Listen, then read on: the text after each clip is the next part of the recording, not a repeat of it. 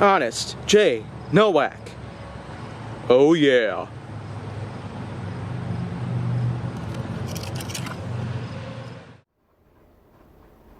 A pleasure to meet all at last, and welcome back to Honest J. Nowak. For today, I'd like to go ahead and get on into vegetables. Of course. A little bit of something that I had from the previous episode, of course, has to become its own episode. But rest assured, it's going to be better.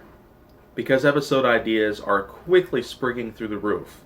All over the place. I've got several hundred of them. Tons of them. At least enough ideas to last throughout the rest of this whole season.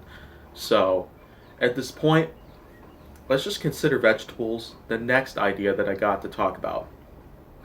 So where do I begin here? Well, it's simple.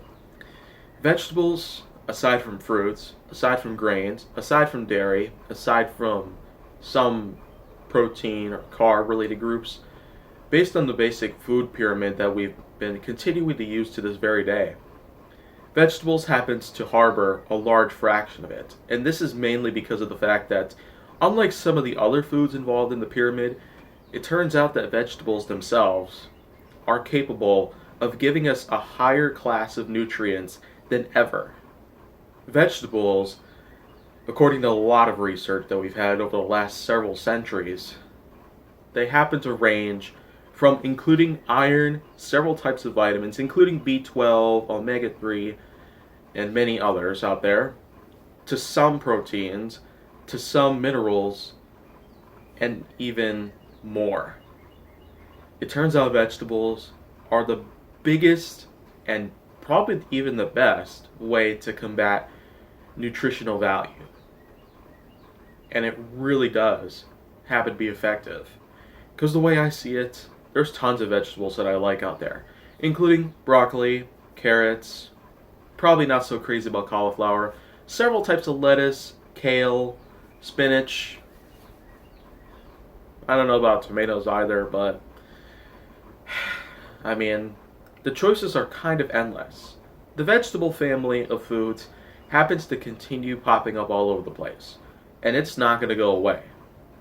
Although, because of all those environmental things that I've talked about, it just seems that some vegetables could become extinct. Some crops in general, but that may not be for a very long time. Of course, vegetables themselves, they are in fact the best kind of food you could ever get your hands on. So, the many, many reasons about why your parents, why your teachers in school, why many people out there, they happen to tell you to eat your vegetables as a sign that you'll eventually do so, is because of all of those things. They're high in nutritious value, including the many different types of minerals, proteins, the good fats, and not the bad ones, which I've already talked about the difference between the good and the bad in terms of what kind of fats you generally consume in your lifetime.